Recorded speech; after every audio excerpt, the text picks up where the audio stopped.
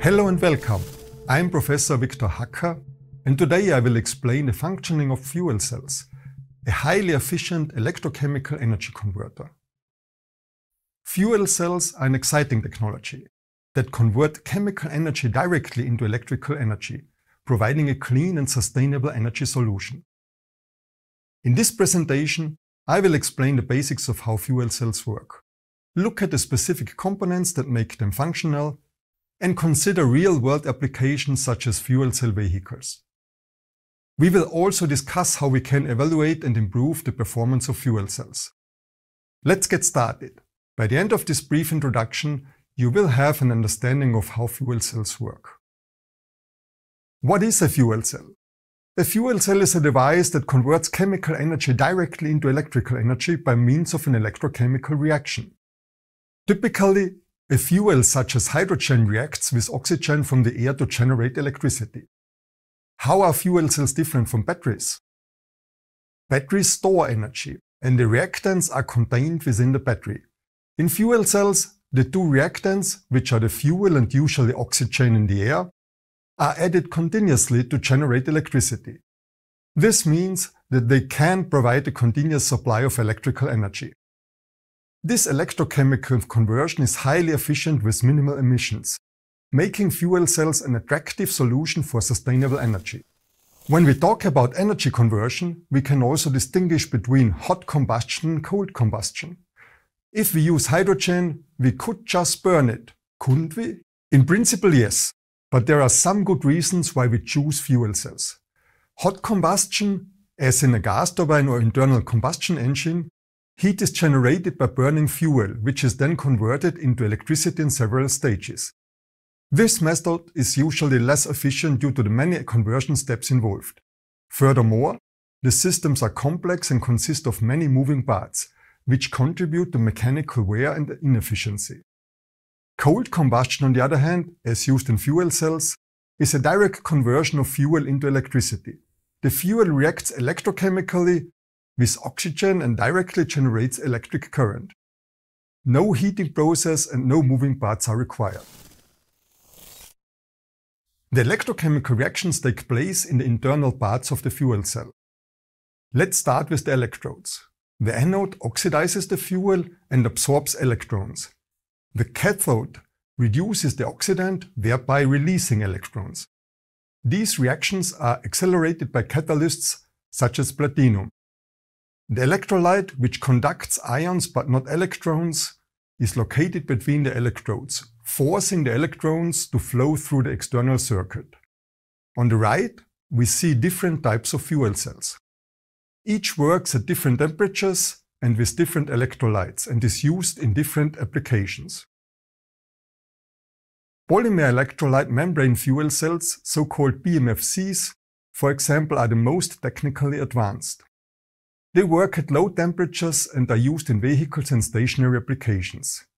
SOFCs, solid oxide fuel cells, are also commercially available. They work at high temperatures and are suitable for industrial applications, for example. Details and differences between all types will be discussed in the lecture. Let us now look at the structure of a PMFC, focusing on the performance determining part, the membrane electrode assembly, short MEA. The electrochemical reactions take place in the catalyst layer on the electrode. The catalyst consists of platinum and carbon and also contains an electrolyte for the transport of hydrogen ions. The electrolyte is a proton exchange membrane and consists, for example, of naphthalene that only allows hydrogen ions to pass through. The electrolyte is very thin, about 8 to 30 micrometers, and also separates the two gas flows from each other. The gas diffusion layer, short GDL, is crucial for the supply of gases, such as hydrogen and oxygen, and the removal of the reaction product water, while also providing a path for the flow of electrons to the current collector. It usually consists of a paper-like structured carbon. In some cases, seals are added to improve gas tightness, stabilize the membrane and provide electrical insulation. These components together form the MEA, the core of the fuel cell. Three key processes must occur for a membrane electrode assembly to function properly. Electron transport. The electrons flow from the anode to the cathode via the external circuit. It is crucial for efficient power generation that there is a good electrical contact between all components. Ion transport. Hydrogen ions, called protons, move through the proton exchange membrane from the anode to the cathode. Highly conductive gas-tight electrolytes are essential to sustain the overall electrochemical reaction. Mass transport. Only with the continuous supply of hydrogen and oxygen and the removal of the reaction water can the fuel cell be operated.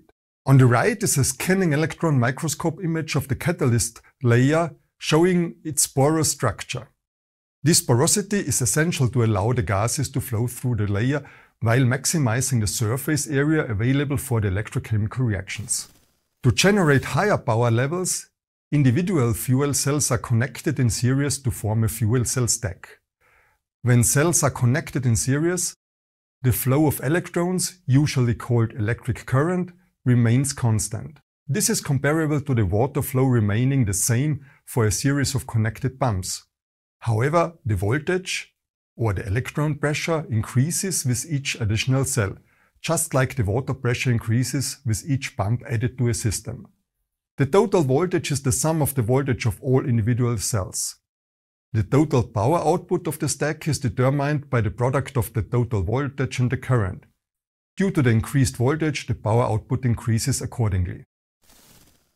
In summary, fuel cells are electrochemical energy converters that allow us to use the chemical energy of a fuel such as hydrogen as electrical energy.